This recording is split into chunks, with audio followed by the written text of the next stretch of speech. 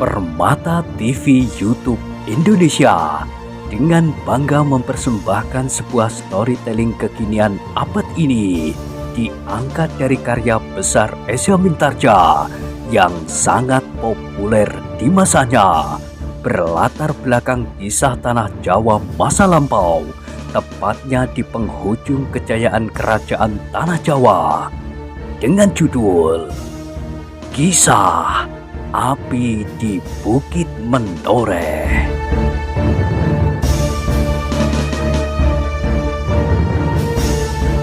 Pada kesempatan yang sangat baik ini, kita masuk pada episode yang ke-210. Selamat menikmati.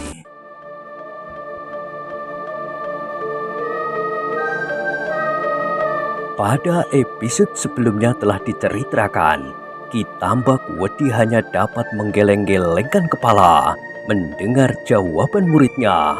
Si Danti memang keras kepala. Ia benar-benar tidak mau masuk ke halaman rumahnya dengan pakaian yang tidak pantas. Harga dirinya telah memaksanya untuk berkeras kepala, meskipun cara yang akan ditempuhnya itu dapat justru berakibat sebaliknya. Tetapi gurunya tidak akan dapat mencegahnya. Karena itu, maka sekali lagi Ki Tambak Wedi membiarkannya saja berbuat sesuka hatinya, seperti yang dikehendakinya. Sikap Ki Tambak Wedi yang demikian, yang berulang kali telah dilakukan untuk menanggapi persoalan-persoalan yang kecil maupun yang besar yang dilakukan oleh si Danti, ternyata menjadi pendorong bagi anak itu untuk menjadi semakin keras kepala. Sejenak kemudian, mereka pun terdiam. Hanya langkah-langkah mereka sajalah yang terdengar gemerisik di atas tanah berbatu-batu. Sekali-sekali angin malam yang dingin berhembus mengusap tubuh-tubuh mereka yang berkeringat. Daerah ini masih belum banyak berubah sejak saat terakhir aku menjenguk keluargaku beberapa tahun yang lalu. Desis si Danti kemudian untuk menghilangkan ketegangan yang mencekam jantungnya. Iya, sahut pamannya. Belum banyak perubahan. Jalan ini masih juga berdebu.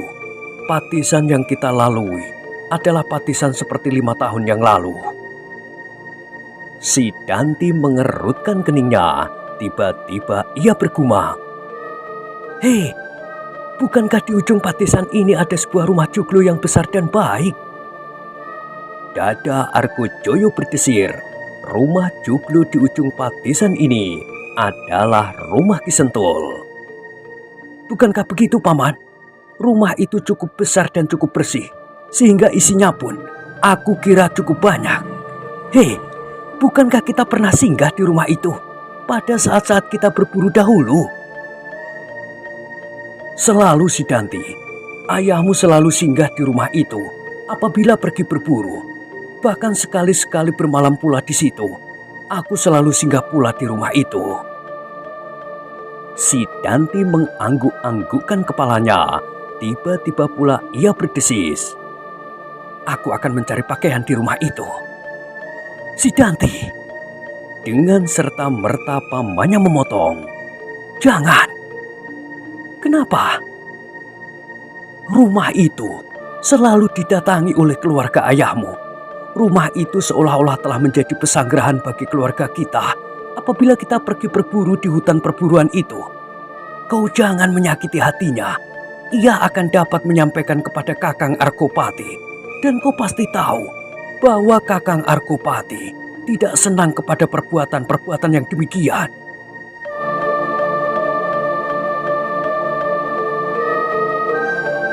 Tetapi orang itu tidak akan tahu siapa aku. Jangan. Meskipun orang itu tidak tahu siapa kau, karena kau dapat menutup wajahmu dengan ikat kepalamu misalnya, atau dengan apapun. Tetapi seandainya perbuatanmu itu tidak dapat diketahui orang meskipun lambat laun, maka kau pasti akan menyesal. Bagaimana akan dapat diketahui, Paman? Sudahlah, jangan menjadi cemas. Aku tidak akan merampok apapun, kecuali 3 pengadek pakaian. Sesudah itu, Kita akan berjalan di malam hari. Kita masuk ke halaman rumah untuk menemui ayah sebagai orang-orang yang pantas menyebut dirinya keluarganya, keluarga kepala tanah perdikan menoreh.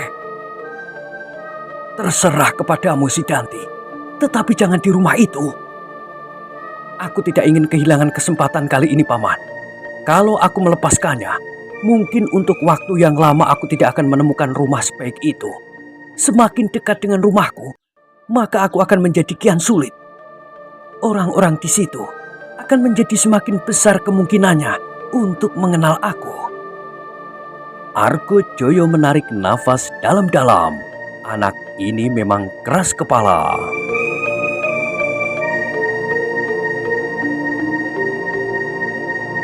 Sidanti, kalau kau hanya ingin 3 pengatek pakaian saja, maka aku kira kau tidak perlu masuk ke rumah Joglo di ujung batisan itu. Rumah-rumah di desa ini cukup baik dan kemungkinannya kau menemukan pakaian itu cukup besar. Tetapi pakaian-pakaian kumal seperti yang kita pakai ini, tidak. Aku harus mendapat pakaian yang pantas dipakai oleh seorang putra kepala tanah perdikan, pamannya dan gurunya. Terserahlah kepadamu, aku tidak akan ikut serta. Akan aku lakukan sendiri, Paman. Paman dan guru sebaiknya menunggu saja di tempat yang terlindung. Aku yakin orang itu tidak akan mengenal aku. Argo Joyo menggeleng-gelengkan kepalanya. Anak ini memang anak bengal sejak kanak-kanak. Rupanya Sidanti benar-benar akan melakukan maksudnya. Ketika mereka telah sampai di dekat rumah di ujung jalan yang terpancang di tengah-tengah halaman yang luas itu, ia pun berhenti. Kemudian dilepaskannya ikat kepalanya untuk menutupi wajahnya. Perlahan-lahan ia berdesis. Tunggulah aku di luar desa ini, Paman. Aku akan membawa pakaian untuk Paman dan guru. Aku akan masuk ke rumah ini untuk mencarinya. Sidanti. Nada suara gurunya terlampau datar dan dalam. Sesuatu agaknya telah terlampau memberati hatinya. Aku kira kau tidak hanya sekedar ingin masuk ke rumahmu sebagai seorang putra Argopati yang besar itu, tetapi hatimu juga telah dikoyak oleh dendam yang tidak dapat kau tahankan lagi. Tetapi Sidanti, aku pesan kepadamu, jangan berbuat terlampau kasar. Tanah ini adalah tanah ayahmu, tanahmu sendiri, dan kau telah sampai hati untuk menodainya. Kau telah terlampau mementingkan dirimu sendiri. Sidanti, jangan sampai kau terdorong oleh dendam di dalam dada, sehingga kau kehilangan pengamatan diri dan berbuat sesuatu yang semakin menambah parah luka di dalam hati kita, supaya aku tidak kehilangan kesabaran dan bertindak sendiri atasmu yang keras kepala itu.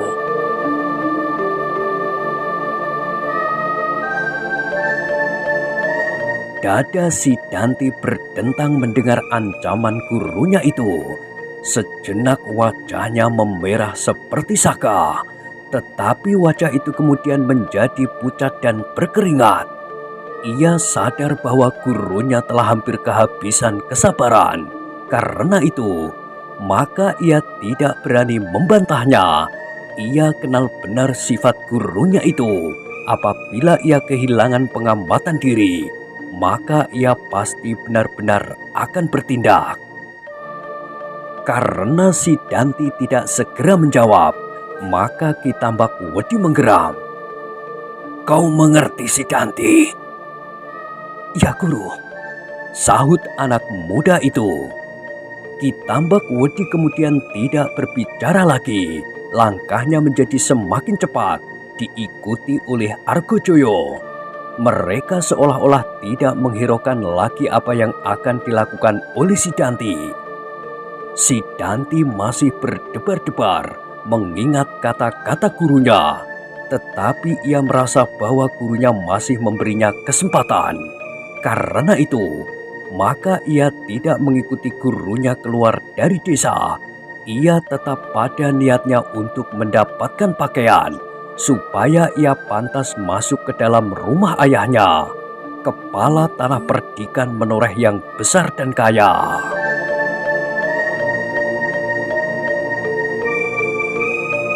Si Danti kemudian berdiri termangu-mangu di muka regol halaman yang luas itu. Sejenak ia masih melihat bayangan gurunya dan pamannya berjalan menjauh. Tetapi bayangan itu kemudian seolah-olah lenyap di telan gelap. Mereka akan menunggu aku di luar desa ini, gumam si Danti. Ketika kedua bayangan itu telah hilang, maka terasa dada si Danti menjadi lapang. Seolah-olah ia sudah tidak terikat lagi kepada kedua orang itu. Kini ia merasa bebas untuk berbuat sesuai dengan kehendaknya. Sejenak ia berdiri tegak memandangi pintu regol halaman yang tertutup. Terasa dadanya diganggu oleh debar jantungnya yang menjadi semakin cepat. Tetapi sejenak kemudian, ia sudah berhasil menguasai perasaannya. Perlahan-lahan ia melangkah maju. Kini tubuhnya menjadi kemerah-merahan oleh sinar oncor yang terpasang di regol halaman. Namun terasa halaman itu terlampau sepi. Ia tidak melihat seorang pun yang berjalan di halaman itu. Sepi. Dengan tangannya si Danti menyentuh pintu regol. Ternyata pintu regol itu tidak dipalang dari dalam. Dengan hati-hati pintu itu didorongnya, dan dengan hati-hati pula ia melangkah masuk. Halaman rumah itu benar-benar sepi. Yang terdengar hanyalah gemerisik angin yang membelai dedaunan. Si Danti merasa aneh. Ia adalah seorang yang hampir tidak pernah diganggu oleh perasaan takut. Tetapi kali ini, ia merasakan sesuatu yang lain di dalam dirinya. Ia merasa seolah-olah diintai oleh sepasang mata yang selalu mengikutinya di dalam gelapnya malam. Aku diganggu oleh perasaanku, katanya di dalam hati. Ini adalah akibat dari pesan guru dan keraguan paman. Rumah ini adalah rumah Ki Sentul, rumah seseorang yang telah mengenal keluargaku dengan baik. Tetapi kalau aku lampaui rumah ini, maka belum tentu aku akan menjumpai rumah seperti ini. Rumah yang menyimpan pakaian yang pantas untuk kami bertiga.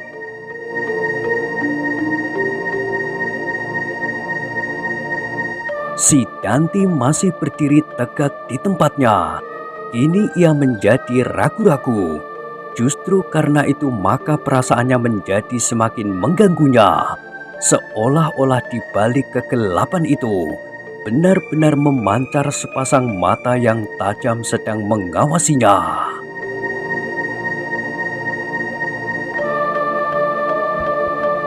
Gila, geram si Danti. Aku tidak pernah takut.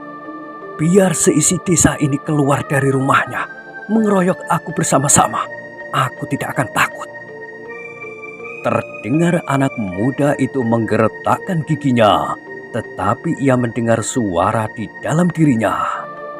Ya, kau akan mampu membunuh semua laki-laki seisi desa ini.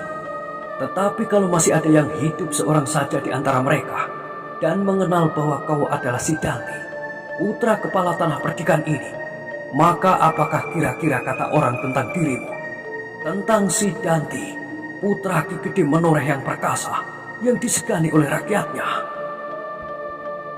Si Danti menggelengkan kepalanya.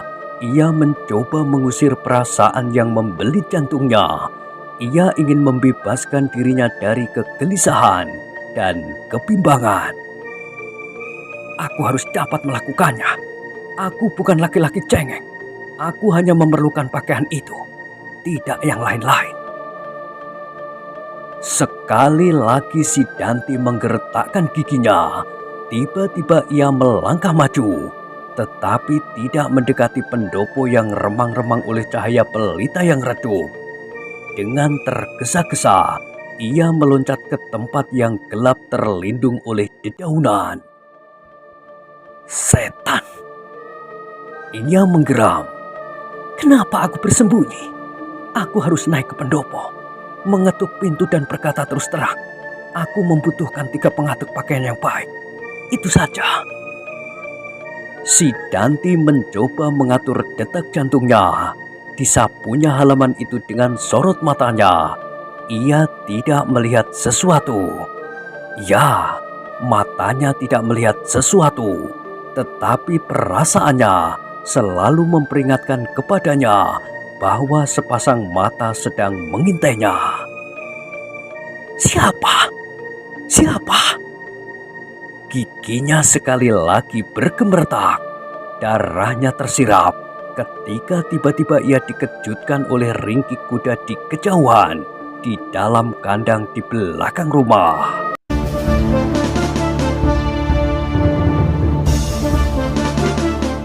Gila! Ia menggeram pula. Suara kuda itu mengejutkan aku. Kalau sekali lagi ia meringkik, aku patahkan lehernya. Tiba-tiba debar di dadanya semakin keras memukul dinding jantungnya. Apakah Ki Sentul atau seseorang anggota keluarganya sedang berada di kandang kuda itu? Tidak, aku harus datang sebagai laki-laki. Aku harus mengetuk pintu dan berkata berterus terang. Si Danti kemudian membulatkan tekadnya. Ia tidak akan gentar menghadapi apapun. Dengan langkah yang berat ia berjalan ke pendopo.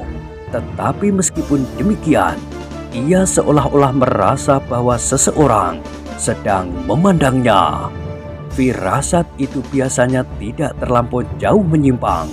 Dan sebenarnya lah bahwa sepasang mata yang tajam sedang memandanginya dari ujung gandok rumah itu, dari tempat yang gelap.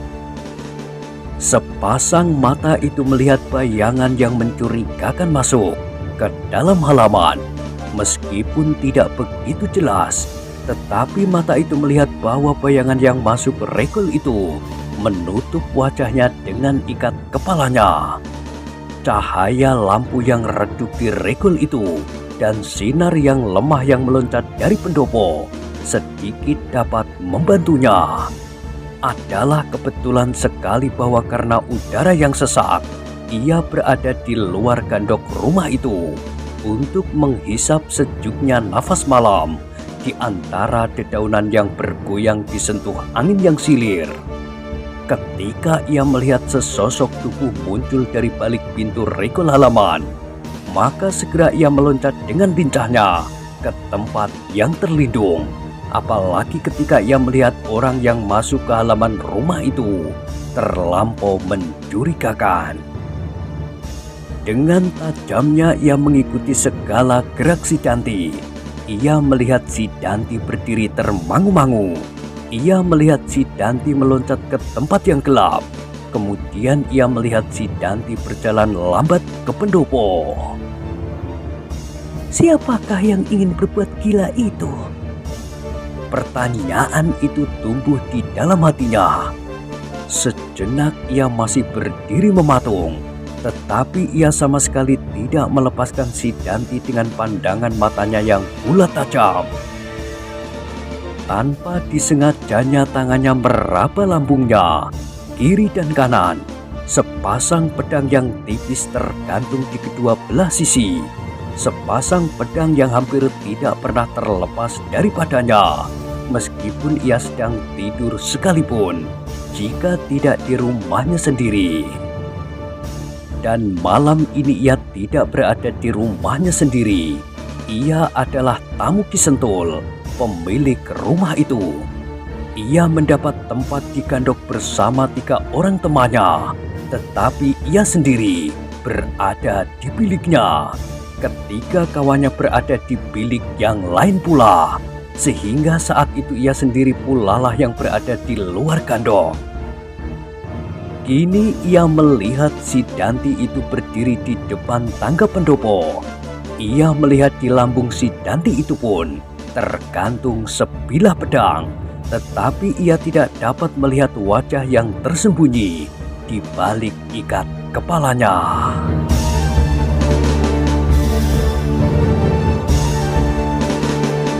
Apakah aku harus menunggu orang itu naik ke pendopo dan masuk ke dalam ringkitan, atau berbuat apa saja?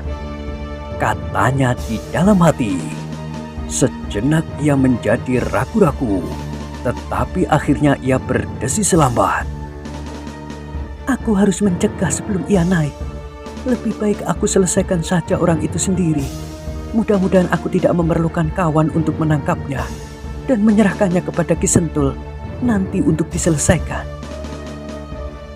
Tetapi ternyata orang yang bermata bulat tajam itu masih ragu-ragu.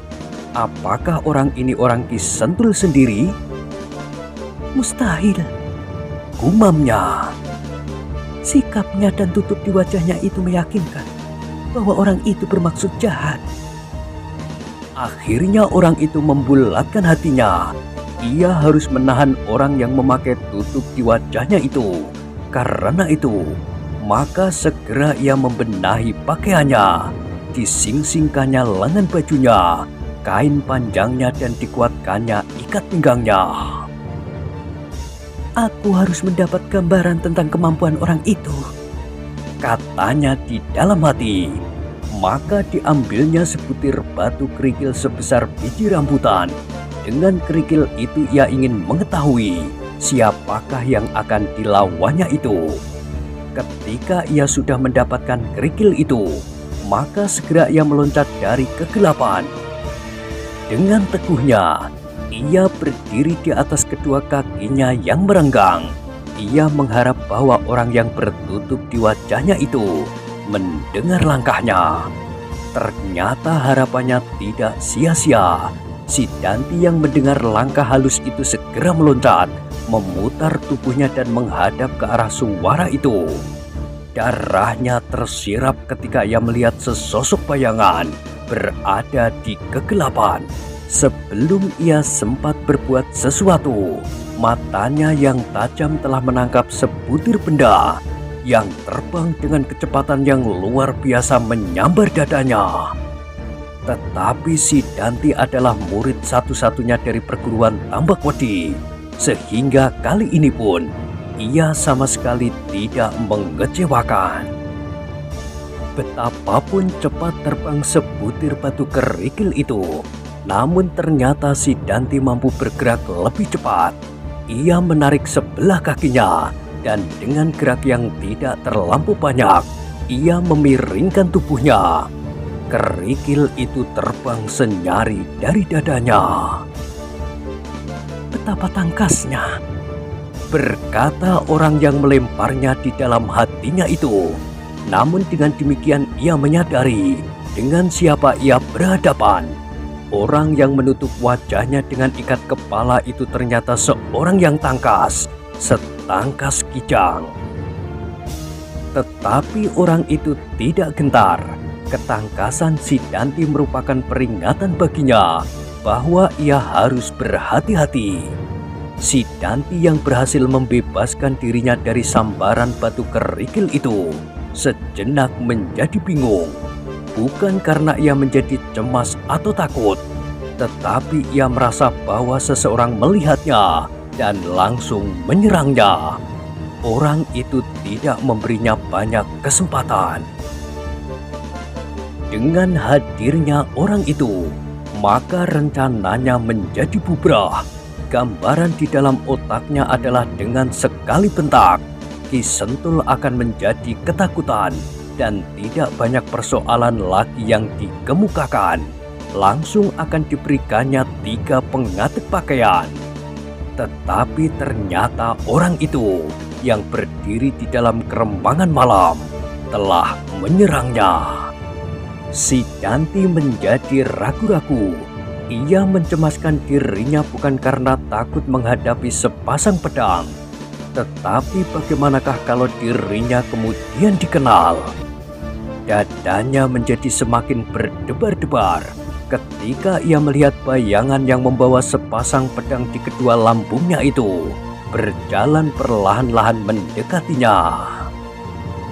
Si Danti, seorang yang memiliki pengalaman yang cukup, segera dapat mengetahui bahwa orang yang berjalan itu memiliki kepercayaan yang kuat kepada dirinya sendiri. Langkahnya yang tetap dan pandangannya yang lurus ke depan, tetapi jarak mereka masih belum terlampau dekat. Karena itu si Danti masih belum dapat melihat bayangan itu dengan jelas. Tetapi si Danti tidak dapat berpikir terlampau lama.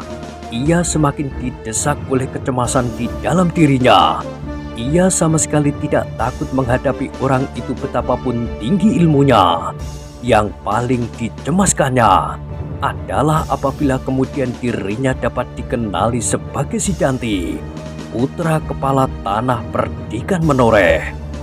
Karena itu maka ia harus segera mengambil keputusan. Ia harus segera berbuat sesuatu. Ternyata sikap bayangan dalam kegelapan yang masih melangkah satu-satu mendekatinya itu benar-benar telah membakar dadanya. Kegelisahan yang bercampur baur dengan darah mudanya melihat seorang yang terlampau yakin kepada kekuatan sendiri ternyata segera menyala memanasi jantungnya. Meskipun demikian, ia masih ingat pesan gurunya yang tajam dengan ancaman. Karena itu maka ia masih berusaha mengekang dirinya.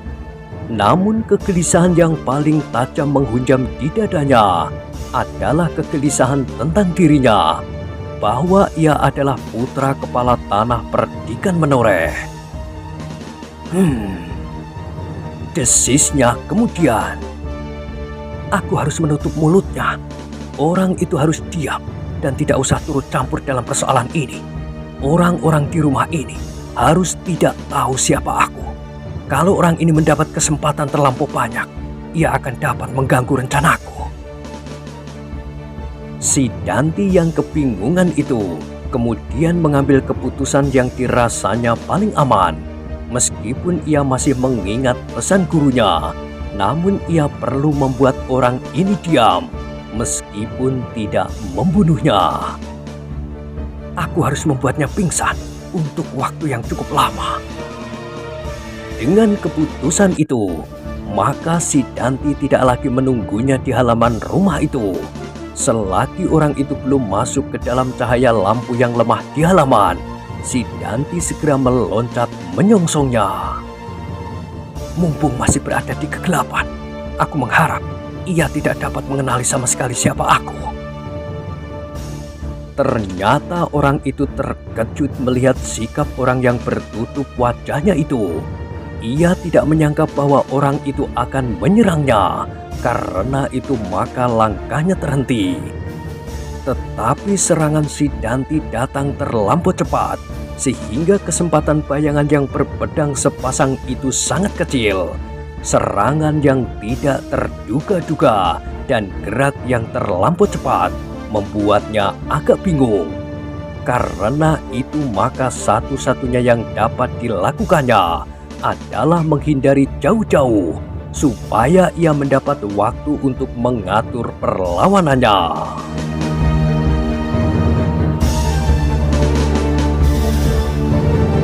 Dengan demikian maka orang itu menjadi semakin masuk kembali ke dalam kegelapan. Loncatannya yang lincah dan cepat telah melemparkannya ke dalam bayangan yang kelam. Tetapi si Danti ternyata tidak ingin memberinya kesempatan. Tanpa berkata sepatah kata pun, serangannya datang beruntun. Ia ingin menjatuhkan orang itu, membuatnya pingsan dan meninggalkannya di dalam gelap. Ia ingin mendapat kesempatan untuk masuk ke dalam rumah Ki Sentul dan segera meninggalkannya. Serangan si Danti yang datang membadai itu telah mendorong lawannya semakin dalam. Orang itu berloncatan kian kemari untuk menghindari serangan-serangan si Danti. Tetapi ternyata geraknya cukup cepat dan cekatan sehingga beberapa saat kemudian ia telah menemukan keseimbangan perlawanannya. Setan! Geram si Danti. Ia sama sekali tidak menduga bahwa ia akan bertemu dengan seseorang yang dapat menghindari serangan-serangannya yang datang beruntun itu.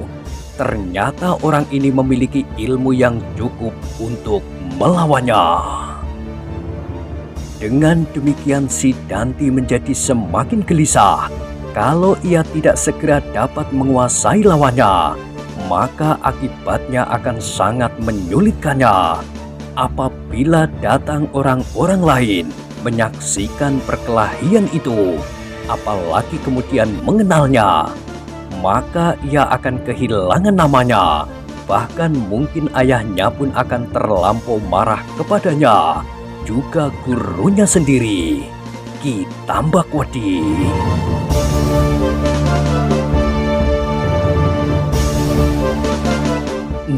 Nah, bagaimanakah kisah selanjutnya? Silahkan ikuti terus kisah Api di Bukit Menoreh pada episode berikutnya. Sampai jumpa.